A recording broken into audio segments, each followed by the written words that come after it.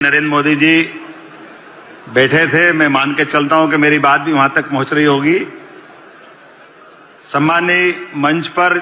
यशस्वी गृह मंत्री ने जिस ढंग से पूरी बात रखी है, मुझे लगता है कि हम सब, मैं तो जहां से आता हूं वो बाबा महाकाल की नगरी है और भगवान कृष्ण ने जहां शिक्षा ग्रहण की और आज की राजनीति में जिस प्रकार से गृह मंत्री जी ने अपनी पूरी राजनीतिक यात्रा में गृह मंत्री का रोल अदा किया, हमने ऐसा एहसास किया है कि वास्तव में भगवान कृष्ण के सच्चे अर्थों में शिष्य के नाते से जो शासन व्यवस्था के सूत्र चाहिए वो सारे सूत्र हमको दिखाई देते। मैं अत्यंत आनंद के साथ इस प्रस्ताव का समर्थन करता हूं। भाजपा की देश की आशा और विपक्ष की हताशा। उज्जैन की एक और विशेषता है माननीय अध्यक्ष जी, प्रत्येक 12 साल में एक बार कुंभ मेले का आयोजन उज्जैन में होता है और उज्जैन ही हमारे देश के 4 नगरों में होता है और वो चारों नगरों में ऐसा माना जाता कि देव दानव मिलकर के समुद्र मंथन करके उस समुद्र मंथन से अमृत की खोज में अमृत की प्राप्ति लेते हैं और हम सब देखते हैं कि काल के प्रवाह में वो घटना हम सब केवल स्मरण करें। लेकिन आज के इस राजनीतिक दौर में भी 2 दल दिखाई देते हैं और 2 दल में से एक दल वो है जिनके बारे में माननीय यशस्वी गृह मंत्री जी ने विस्तार से बात कही है कि न केवल वो परिवारवाद की बात करते हैं, न केवल वो आतंकवाद से लेकर के सारे मामलों में जिस प्रकार की उनकी दृष्टि होती है। एक छोटा सा उदाहरण हमारे सामने आएगा कि केवल खेत में किसान हूं, परिवार में खेती है, तो जैसे खेत के अंदर एक पुतला खड़ा कर दो और उस पुतले के आधार पर पशु पक्षी भ्रम में रहते कि ये अब इस फसल को नुकसान नहीं करना है। ये जो पुतला खड़ा करके वो अपने किसान तो अपने उद्देश्य की प्राप्ति करता है कि वो फसल को बचाने का प्रयास करता है। दुर्भाग्य से ये घमंडिया गठबंधन ऐसा पुतला खड़ा करके वो अपनी दूसरे ढंग की दृष्टि रखते हैं और उसकी आड़ में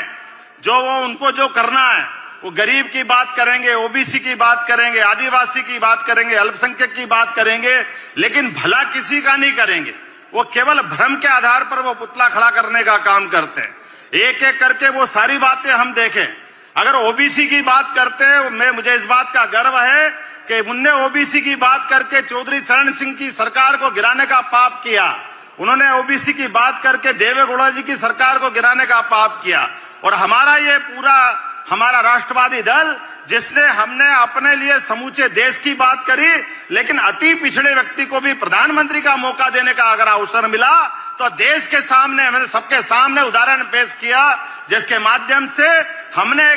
अति पिछड़े परिवार में से लेकर के देश का प्रधानमंत्री दिया। मुझे तो इस बात की प्रसन्नता है, जिस पारिवारिक पृष्ठभूमि से आता हूं, जैसे मैंने कहा किसान और मजदूर परिवार में से मेरा अपना परिवार के नाते जाना जाता है। एक इतने बड़े राज्य के मुख्यमंत्री बनने का मौका अगर कोई पार्टी दे सकती है तो वह एकमात्र पार्टी भारतीय जनता पार्टी है, जिसके माध्यम से मैं अपना ये गौरव और गर्व पाता हूं। यही पार्टी है जिसके माध्यम से लगातार पार्टी का सामान्य कार्यकर्ता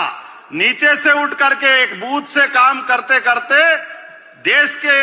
अलग अलग प्रकार के कामों के माध्यम से जो हमने अपने सीखा है कि राज्य का मुख्यमंत्री भी बनता है और न केवल हमारा बल्कि मध्य प्रदेश तो वो राज्य आता है जहां 4 ओबीसी वर्ग से अगर मुख्यमंत्री देने का गौरव किसी ने दिया है तो एकमात्र पार्टी भारतीय जनता पार्टी है जिनने ये हमको बड़ा सम्मान के साथ मौका दिया है। मुझे तो इस बात की अभी बात करते करते तो ध्यान में आएगा कि हमारे अपने इसी कांग्रेस पार्टी की लड़ाई के आधार पर अगर हम बात करें तो अगर 5 विधानसभाओं का हिसाब लगाएं, ज्यादा लंबी बात नहीं करूंगा, तो चुनाव में 5 विधानसभा में से कांग्रेस 4 में हार गई, जिनमें 2 में उनकी सरकारें थी। आप अंदाज लगा लो, आज आंध्र, नागालैंड, सिक्किम, इन 4 राज्यों में कांग्रेस का एक भी विधायक नहीं है। ये किस ढंग से अपने आप को आने सत्ता की बात कर रहे हैं कि आने वाले समय में वो सत्ता में आएंगे। पश्चिम बंगाल में केवल इनका एक विधायक है, वो भी उपचुनाव में जीता है।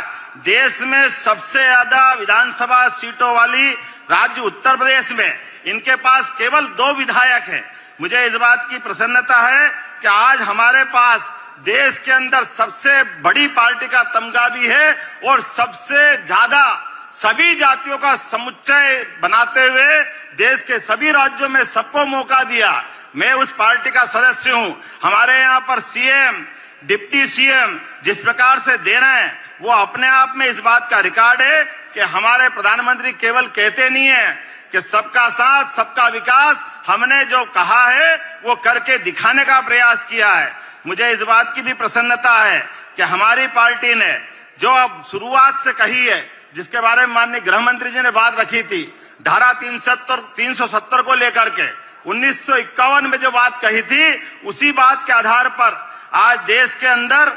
न केवल धारा 370 हटाई है, बल्कि आज पर्यटन के क्षेत्र में पूरे देश में कश्मीर, और देश नहीं दुनिया में एक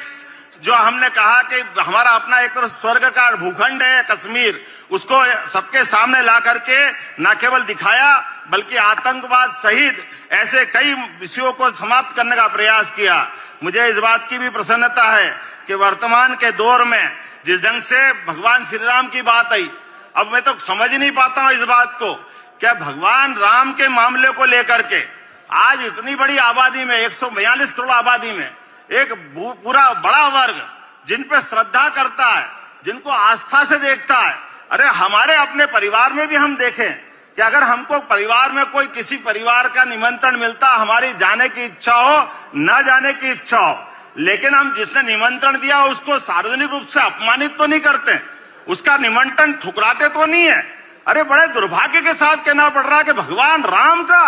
वो भी सुप्रीम कोर्ट ने जिसके मामले में फैसला हो गया, भगवान राम का निमंत्रण जिसको मिला है, और ये दुर्भाग्यशाली अभागे लोग भगवान राम का निमंत्रण भी ठुकरा करके देश में राजनीतिक विजय की कामना करते हैं। ये किस ढंग से राजनीति करना चाहते हैं? ये क्या चाहते हैं? हमारे अपने हिंदुओं के आराध्य का अपमान करके ये किस जगह खड़े होंगे? मैंने तो पहले भी कहा था और अभी फिर कहना चाहता हूं कि अगर ये आप ये चाहते हो कि हमारे हिंदुओं का अपमान करके आपको राजनीतिक विजय मिल जाएगी, ये असंभव है, कभी संभव नहीं हो सकता। और तो और अभी जब आपने कहा एक बार, एक नहीं दो नहीं, लगातार ऐसे कई घटनाक्रम आए जिनके माध्यम से मैं आज सारी बातों को दोहराना तो नहीं चाहूंगा, लेकिन आज के इस अवसर पर माननीय अमित जी ने जो विषय रखा विस्तार से, मैं न केवल उसका समर्थन करता हूं और उम्मीद करता हूं कि आने वाले समय में फिर एक बार बहुत बहुत धन्यवाद। भारत माता की जय। अभी